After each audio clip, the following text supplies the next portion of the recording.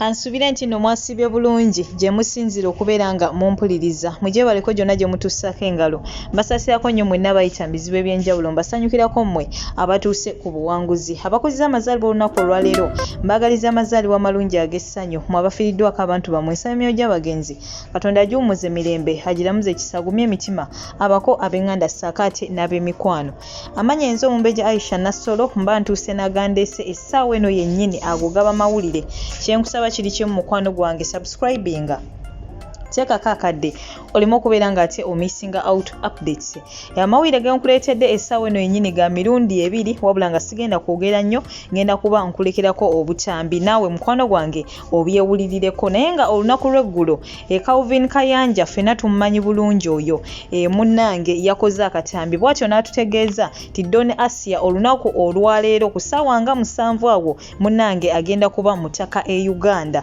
era bakadaama bangi nnyo bakoze obutambi sako n'abamu abava mu bwakadama kugana ne baddayo e Uganda nabo we batyo bakoze obutambi nga bagamba nti bo beetegefu okubeera nga munnange bayaniriza Don Asiya mu ggwanga lyattu Uganda kinajjukirwa nti Don Asiya abadde nga avaayo n'akola obutambi obw'enjawulo ye ng'agamba nti yavadda mu Uganda era mbu si waakuddayo kati era mbu abamunoonya bonna munnange bali ku byabwe ddala kituufu Calvin Kayanja kyayogedde Don Asiya ku ssaawa nga 7-8 agenda kubeera mutaka e Uganda oba munnange abadde ku byabwe kyolowooza mukwano gwange ampuliriza comment yo giteekeko wansawo mu comment section y'abaffe Don Asiya ddala kyabadde akola kibadde kikyamu oba kibadde kituufu gwe kikyolowooza ku nsonga eyo gwabadde bagamba nti Don Asiya y'omu ku babadde nga batolosa abaana mbu ye omwana mugamba bugambi nti munnange ndi wano bampisawo bi nga bagenda bamutolosa wabula ate abamu balina ne bye bayogera ebyo byose birinaako mutwe n'amagulu bagamba nti Don Asiya era y'omu ku bayingiza abaana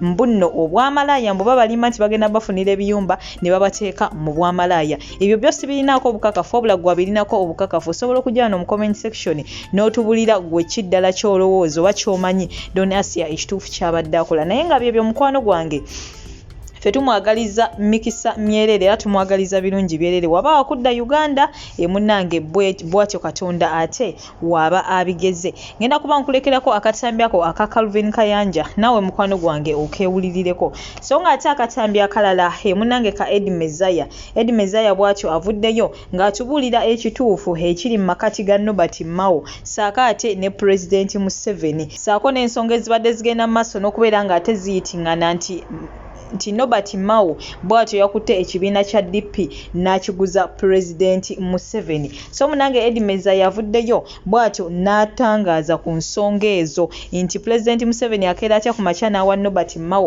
obwa minisita ng'ate munange Nobert Mao y'omu ate ye President wa DP kale kwegamba avuddeyo n'abaako atawo byatangaaza ngenda kusaba omutegera amatu jamu ebikugasa ebitakugasa mukwano gwange bireke wabbali naye nga tetujja gamba nti Edi Mezaya byayogedde nti byebyenkomerere bye bituufu ebisembayo nno nawe oyinza okuba olina endowooza yo ku nsonga zino eza Nobert Mao saakaate ne President Museveni kyenkusaba kiri kimu vaayo tubuulire gwate kikyolowooza ku nsonga zino gwe butya bw'olaba ensonga zino eno ez'ebyobufuzi eziri wakati wa President Museveni ate munnange ne Nobert Mao gwe kikyolowooza ku nsonga eno comment yo tugirinze wansawo mu comment section tusobole okubeera nga ate tukubaganya ebirowoozo like nga video eno gwatannaba mukwano gwange subscribing nga oba tonnaba teekako akadde osobola okubeera nga ate tomissinga out updates for now goodbye komawo essaawa eno n'amawulire amalala mangi nnyo nnyini ddala sigenda kusobola kunnyonnyola buli omu yenna ajja mu inbox yange ku nsonga za Don Asiya amanya amatuufu nga ye Siyat Masa Nagudi sigenda kusobola kunnyonnyola buli omu ampeereza message wabula njagala munyambe muŋambire abafamire ye nti omukyalo ono agenda kutuuka enkya ssaawa nga 6-7 ku kisaawe Entebbe ntegeerekese bulungi mwe mwenna ababadde bawakanya na biki byonna endowooza empapula ezo zikumala okutegeera nti processing baddeko era omukyalo ono agenda kubeera mugenyi enkya ku kisaawe kibeere ekyokuyiga eri mwenna abalowooza nti okumenya amateeka mu mawanga gye mwagenda okukola ne mudda mu kutolosa bannayuganda okubajja mu makubo amatuufu ne mubazza mu byammwe Uganda mubabbako obusente ne mubateeka mu bikoosi ebibaleetera okuyingira obwamalaaya n'okwenyigira mu bumenyi bw'amateeka kabajjutuse kubanga mwenna tujja kubazza wano tujja kubazza nga bwe tukoze donasiya mugambe famire ye encha kumacha sawa mukaga bagende ku kisaawe bamwanirize n'abalala kibeere ky'okuyigirako nti mujja kudda wano temuli waggulu w'amateeka temusobola kudda ku bannayuganda ne mubajja mu makubo amatuufu ku basaponsa baabwe ababateekamu akasente ogenda okukola ebweru mwe ne mubatolosa olw'okuba babawadde omusaala gwe so donasiya abeere ekyokuyiga ate n'abalala bangi bakomawo naye bimbadde mugamba nti ndi mu byakusaaga sizezo ditozize gwe wenna yali ayiseeko ku deportation center akafaananyi ako tokamanyi amanya g'amatuufu sigakubuulidde kati enkya ssaawa 6 mumwanirize ku kisaawe nammwe abakyatolosa baakadaame Saudi Arabia tubanoonyerezaako era tujja mwenna tujja kubamalayo omu ku omu omuwala bw'akwata ssente ze n'akujja Uganda mu nnaku akoledde passport na buli kimu kyonna n'akukolera visa n'eya tiketi n'ogenda ebweru bwe mutuuka ebweru mufuuka kirala tomuvaliwinga mu kantu konna gwe n'okwatagana n'ebikoose bikyamu abantu abagendedde Saudi Arabia banojje jobu abatalina mulimu gonna abakola obwamalaaya ne mudda mu byammwe n'otavaliwinga na musajja kasendeke gye yakajja kateeka mu kampani yakutwala n'abamu wano bawalabu be babakolera passport ojja kudda kuno osinika amannyo lwaki omuntu oyo aba akutolosa takujjira ddala wano Uganda direct n'akuwa visa n'eya tiketi lwaki omusajja amala okuteekamu essente ate oli n'akutolosa kuva mu maka ge lwaki tebabajja wano Uganda mwenna abatolosa abaana Saudi kabajjuutuse kubanga olutalo nalutandise ngenda kubazza wano omu ku omu. Nobert Mao kituufu yatunda ekibiina kya DP n'akiguza President Museveni. Kituufu Nobert Mao yalya mu bannayuganda olukwe naddala abawagizi b'ekibiina kya DP. Akkiriza atya okukolagana n'okkolera President Museveni n'atuuka n'okkola endagaano nti aba DP bonna bamutumye? Nobert Mao n'atuuka n'okukkiriza obwa minisita ate nga ye President General w'ekibiina kya DP. Bannange mwegendereze bannabyabufuzi. Bannayuganda bangi balina endowooza ez'enjawulo eri mwami Nobert Mao. Abamu nga bamuwagira, abalala nga bagamba nti teyandibadde ye okukolagana ne President Museveni era gwabadde asiiba avumirira nti ye ne gavumenti ye ya NRM nti bannakyemalira. Kaakati atandika atya okukolagana naye n'atuuka n'okukkiriza obwa minisita? Bangi bannayuganda balina ebibuuzo ate nga bizibu okuddamu, naye njagala gwe munnayuganda owulire, njagala tuyige.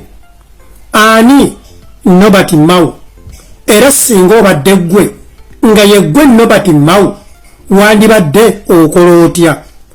Mwami Nobert Mao yaliko guild president wa Makerere University. Ekitegeeza tebaamulonda by mistake. Bwebeera nga university enkulu mu ggwanga baamulonda nga guild president, igolowooza abaamulonda baali bagwagwa. Weddemu ekitegeeza musajja mugezi. Omusajja Nobert Mao n'agenda ewaabwe mu West Nile ne bamulonda n'abeera member parliament ebisanja 2 biramba. Oyagala kuŋŋamba nti ab'omu West Nile baali bagwagwa okulonda Nobert Mao abakiikirire mu parliament? Nedda, yali musajja mugezi. Nobert Mao ne bamulonda n'abeera chairman wa district ewaabwe gy'ava. Oyagala kummatiza nti abantu bonna abaali mu district abalonda Nobert Mao baali basiru? Nedda, lwaki balonda ye? Mwami Nobert Mao najja ne yeesimbawo kuba President General obw'ekibiina kya DP era bannayuganda ne bamulonda nga chairman oba nga president w'ekibiina kya DP ekibiina kisinga obukulu mu byobufuzi ya Uganda aga Katonda mu ggulu tebaali bagwagwa abamulonda. Ate ng'ekibiina kibeeramu balooya era nga bwe guli mu district mubeeramu balooya, mubeeramu abantu abasoma ab'ebitiibwa ebyenjawulo bayitirivu, naye balonda Nobert Mao. Ekitegeeza musajja mugezi. Nobert Mao olutalo lwa Koni lwali lulemye ne bakkiriziganya gavumenti neeronda Nobert Mao n'agenda n'ateesa ne Koni. Olowooza yali mugwagwa? Lwaki gavumenti mu bannayuganda bonna miliyoni 5 yalondamu Nobert Mao okugenda okuteesa n'omuyeekera Koni? Ekitegeeza Nobert Mao musajja mugezi. Essaawa zino Nobert Mao ne bamulonda okubeera Minister of Justice and Constitutional Affairs. Igolowooza omuntu ayise mu kakuŋŋuuta ako konna abeera musiru, abeera mugwagwa. Igwe munnayuganda atabeeranga nako wadde prefect mu ssomero, okere ku makya ojerege omusajja ayise mu mitendera egyo nga bwe mbikubuulidde nti yakoze ekitaliiyo eky'obugwagwa. Igwe ali mu kujerega n'okutyolola Nobert Mao obeera mugwagwa, obeera totegeera. Njagala gwe munnayuganda nkuyigirize olwaleero. Minister of Justice and Constitutional Affairs akola mirimu ki? Trust me, nze ku lwange mu ntegeero eyange aga Katonda mu ggulu ansingira Vice President, ansingira Prime Minister, era ansingira ebifo byonna ebiri mu ggwanga ng'ogyeko ekyomukulembeze. Minister of Justice and Constitutional Affairs, abantu abafuga eggwanga bali abantu babiri, abeera omukulembeze w'eggwanga n'abeera ne Minister of Justice and Constitutional Affairs. In actual sense, mwami Nobert Mao alinga Vice President wa Uganda aga Katonda mu ggulu. Dwaki? Ekisooka, omwami oyo Minister kati Nobert Mao yakkiriza era alinga nti yalonda kuba yakkiriza abalamuzi bonna mu Uganda. Omulamuzi atakkiriziddwa Nobert Mao takkirizibwa kweyita mulamuzi era taweebwa ofiisi ya kiramuzi. Kitegeeza mwami Nobert Mao yakulira abalamuzi bonna mu Uganda kuba yateekako omukono omulamuzi n'alyoka atuula mu kkooti yonna gy'atuddemu. Kitegeeza ki? Nti kati mwami Nobert Mao yakusiba yakuta, kubanga abalamuzi bonna mu Uganda kati bonna bakuyita mu ngalo ze. Yoyo gw'omanyiira. Mwami Nobert Mao yakulira ebitongole byonna ebya prison mu Uganda, Minister of Justice and Constitutional Affairs. Nkivuunula ntya? 1. Bwe bakukwata nozza omusango bakutwala mu prison, ani akusalidde omusango? Ye mulamuzi. Omulamuzi ani amulonda? Mwami Nobert Mao. Kiwedde. Ate ekyokusatu, mwami Nobert Mao yakulira akakiiko k'ebyokulonda mu ggwanga. Va ku kino kyogamba nti no chairman wa Electoral Commission. Abo bonna ba chairman ba Electoral Commission abo betuyita abakolera ekitongole kya Electoral Commission ku zi district, abalangirira ba MPs ababeera bawangudde, abalangirira ba chairman ba districts ababeera bawangudde, abalangirira ba mayors ku mutendera ogwo ababeera bawangudde, alangirira president w'eggwanga. Omusajja gwe bayita Nobert Mao yabakulira bonna, kubanga yakkiriza Ebenezaya agenda akulira ekitongole ky'ebyokulonda emitiyana gyenzaliwa oba yagaana. Kitegeeza buli muntu yenna kati agenda okuyitamu mu kifo eky'ebyobufuzi nga kyakuba kampeyini, mwami Nobert Mao alinako 50% mu kuyitamu ukwo, kubanga kyangu nnyo okukwata akasimu n'agamba alangirira ebyokulonda mu ggulu oba emitiyana oba mu Kampala, n'agamba nti njagala Mizaya Edi yababeera member parliament.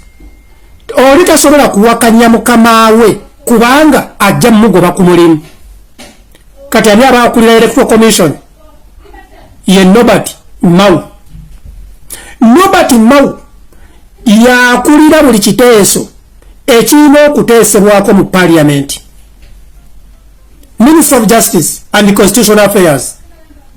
Kitegeeza okuleeta ebbago ekiteeso mu parliament kiteekwa okubeera nga kiriko omukono gwa chairman Nobert Mao nti akkiriza etteeka eryo liteeserweko mu parliament.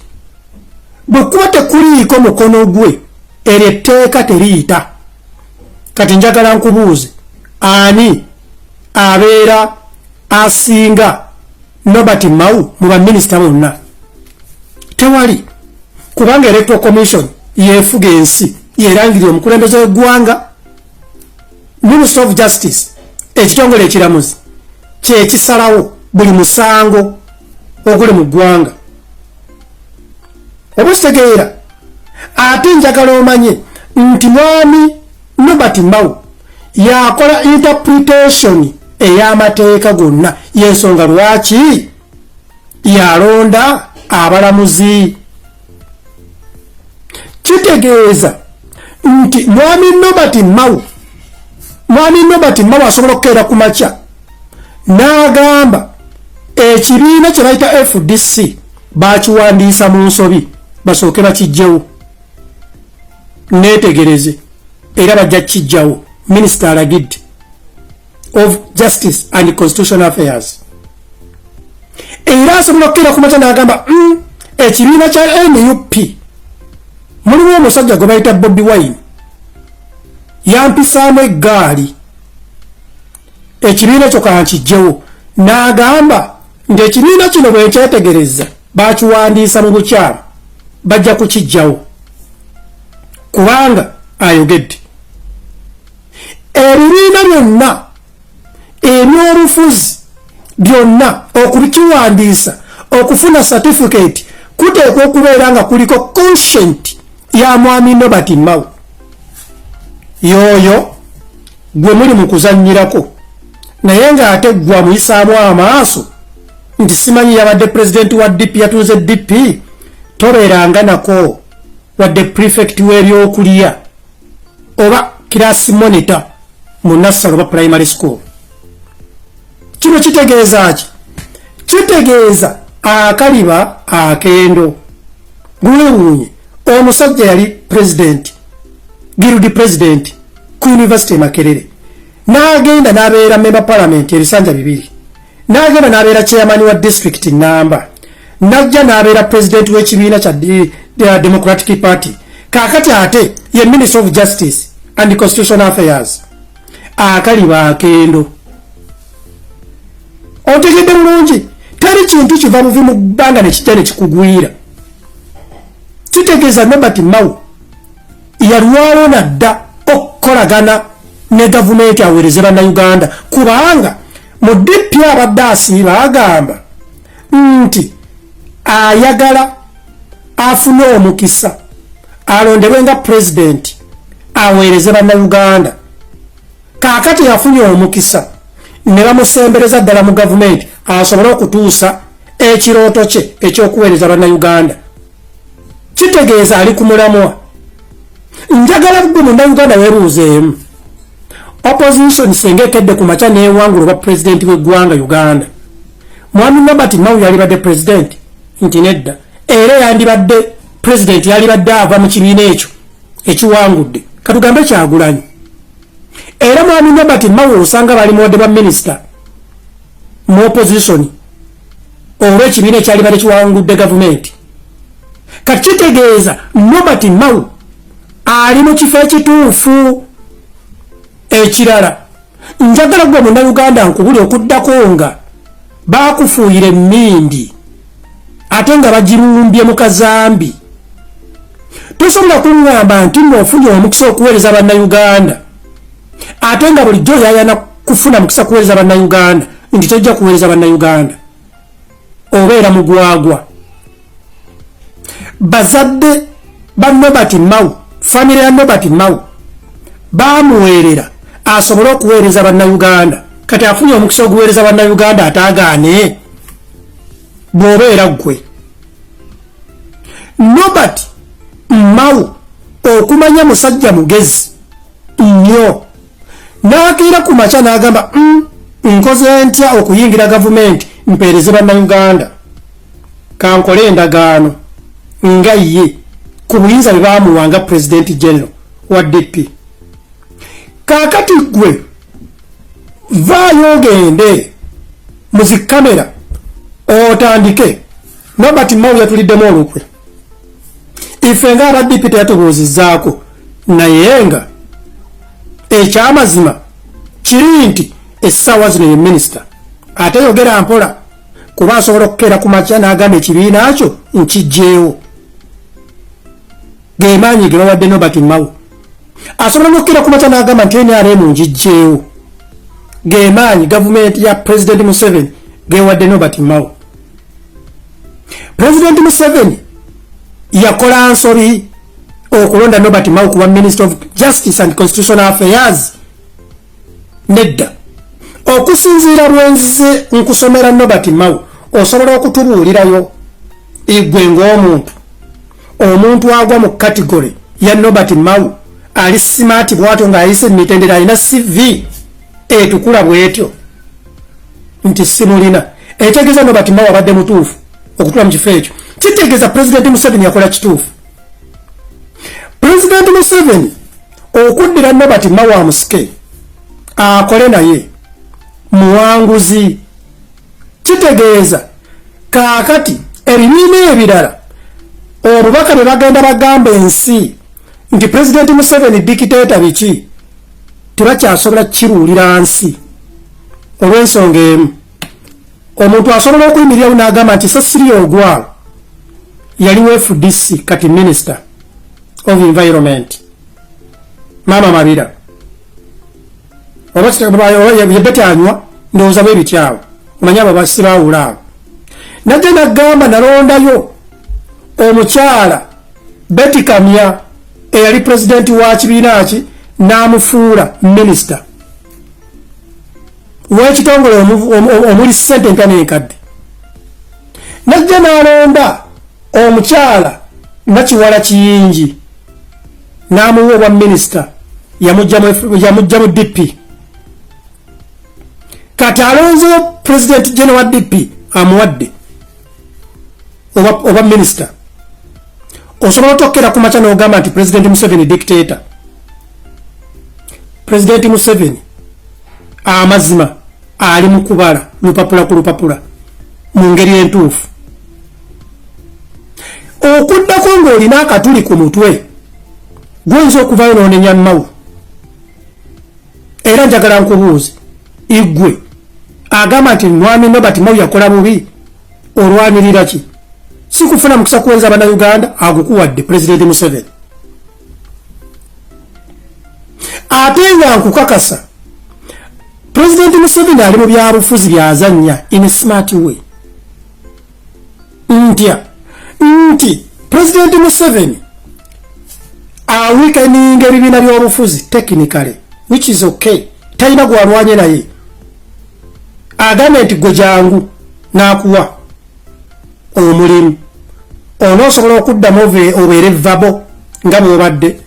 It is natural. Ojja kufunamu kafansonyi. Kitegeeza President Museveni golo ye edinizaya n'entiikinga bannabyabufuzi mwegendereze. Era kyova olaba nti kati bammemba palamenti bonna aba DP bavude edakiika ne beekuba engalike nti omusajja Nobert Mao yali agenda okukola endagaano ne President Museveni. Ife nga BMP abava mu DP yatutegeezaako. Niba yabategeeza essaawa eno yakwegula eri Nobert Mao. Nobert Mao asobola okukkiriza okubeera mu Parliament olw'okujjayo. Nobert Mao asobola okukkiriza okubeera mu ofiisi ya chairman wa district olw'okujjayo. Nobert Mao asobola okukeera ku makya n'agamba akasajja ku Edinizaya kajje mu Parliament ne kajja atya ategeeza butegeeza alangirira electoral gundi representative ali mu kitundu kyange kye nesimbawo Mityana North n'amugamba Edinizaya ajje mu Parliament full stop amaze. Kubanga oli yamuteeka mu ofiisi eyo n'amuwa obuyinza obw'okulangirira. Toyinza kujemera mukamaawo. Oyo ye Nobert Mao.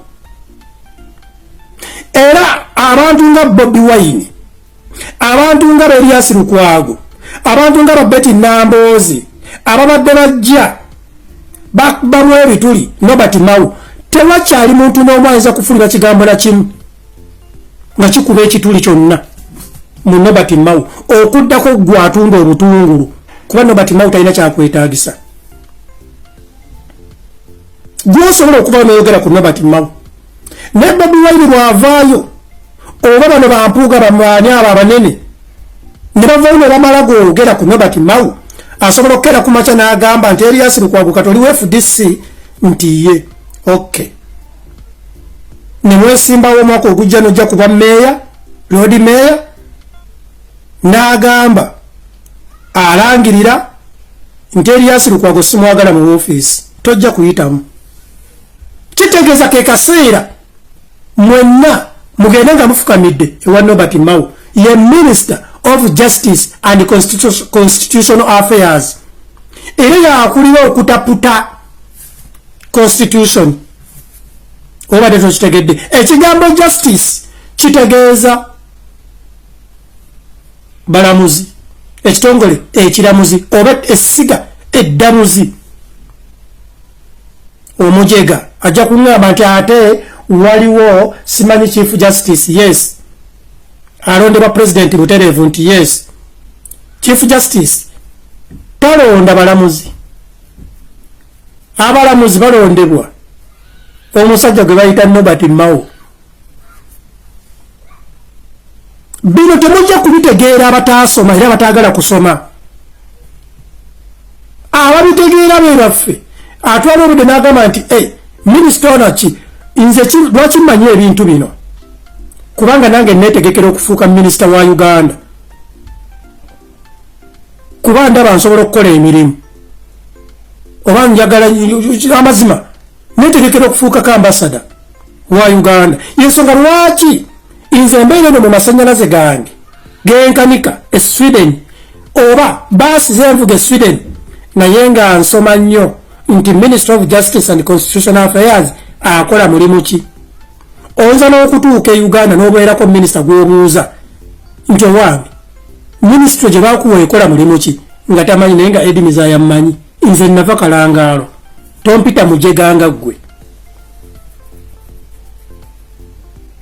Njagala mmwe bannayuganda mukimanyi omuntu atayagala kumukubira nduulu kuba ayogedde ekikusanyusa ke kasajja kano akeekalangaalo koogera ekyo kyolina okuyigamu. Ekintu kyokka Nobert Mao kyataliimu ekyatenyigiramu bebanga poliisi egyo emirimu egyo emirala egyo gya simanyi gya public service nebiti ebyo. Naye ewali ettooka essava ekitongole ekikolagana oba ekifuga kozi gundi ebyokulonda Electoral Commission yagifuga. Ekitongole oba essiga eddamuzi biri ku mugongo gwa Nobert Mao.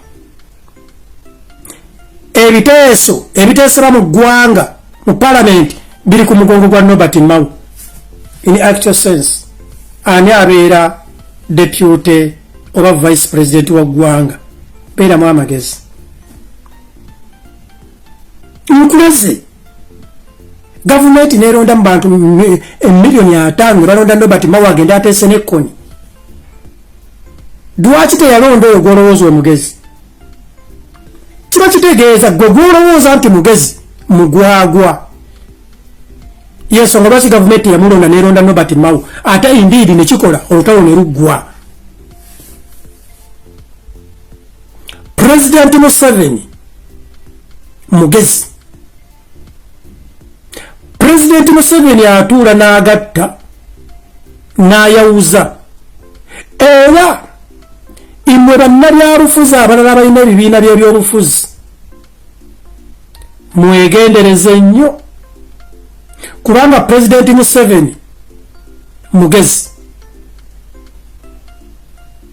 kati ennaku zino mpulira wali omuhoozi project era mumanyi ki nti Nobert Mao ekimuleesezza ng'amanyi nti nno wajja kubeera Elias Lukwago abagenda baloope muhoozi project ono abatapute era mumanyi ki nti ebbanga linaatuukira erya muhoozi project ekibiina kya DP kinaabaawo ekibiina kya FDC kinaabaawo oba ekya NUP ebyo mbuuza bubuuza nkugambye nti Minister of Justice and Constitutional Affairs oyinza okwekanga nga tekyaliyo munnabyabufuzi agenda kwogera bigambo bikikiniki kubajja kuba atya akaseera kali 2026 for example kwali tuddamu okulonda agambe Nobert Mao wana namba ABCD olo NRM ekukubye penalty ng'emikono gw'otadde na mu nsawo tebakukkiriza kugijjayo ate nga tebakusibiddeeyo mikono gyo kubanga President Museveni akola bw'ati addira essowaani engazi ne bateekako menu n'agamba nti wano paati eno egendemu Nakiwala Kiyingi eno egendemu Nobert Mao nti ate eno egendemu Betty Kamya nti ate eno oba ntegedde bulungi alonze baminisita abaali mu opposition bangi kati eyo gye bayita menu bw'ogyetooloola ebeeramu all food values kubanga wano wabeerawo ekinyeebwa wano waliwo kasupu k'enkoko wano waliwo greens wano waliwo kawu waliwo beans wano ogenda okulaba nga emmere yonna eyetaagisa omubiri ogiridde aba NRM abayomba nti muleeta mutya omuntu ne mumujja ebbali ne mumuwa obwa minisita nga ffe abawagidde NRM okumala ebbanga eddene temutufuddeeko ansa yeeno oli mugwagwa omugwagwa bwe yeesiba mu bagezi asigala mugwagwa omusajja biography njikuwadde ya Nobert Mao ate bimumbireseeyo kuba bingi byesimanyi igwe akuba enduulu ku NRM oli mugezi nga Nobert Mao singa babadde bakedde ne bakulonda kwa minisita waliwo yali badde kukubaganyaako ebirowoozo ng'ensonga bwefuuse ya Nobert Mao international buli muntu ayogera ku Nobert Mao nti taliiyo gwakaayana nti nno oli simanyi owagidde NRM okumala ebbanga ddene kyokka bano babajja luzeeri ne babawa baminisita oli mugwagwa ate bamu temwasoma abalala mwasoma ebintu ebitategeerekeka nti nasoma fine art oba kiteke kyokka nawe oyagala baminisita oli musiru abantu abalina okuva ne tukaayana beba Edinizaya nti bampa obwambasada nti nasoma amasannyalaze oba ntegedde nti nsome public transportation kudiringa n'abantu nti ye ndi civilized nti ye nambudde ensi eno sirina maalo nze nalibadde nnyomba naye nolaba omuntu ali ekyannamukaaga mukazi wattu abeera ku ndulu wali ku State Square naye naavuma nanyiiga nti balonze Norbert Mao. Norbert Mao yatuuka dda alina ebisaanyizo byonna erifuuka minisita wa justice era ne constitutional affairs.